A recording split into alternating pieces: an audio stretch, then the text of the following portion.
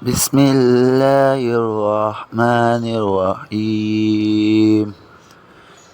إذا زلزلت الأرض زلزالها وأخرجت الأرض أثقالها وقال الإنسان ما لها يومئذ تحدث أخبارها بأن ربك أوحى لها يومئذ يصدر الناس أشتاتا ليروا أعمالهم فمن يعمل مثقال ذرة خيرا يره ومن يعمل مثقال ذرة شرا يره.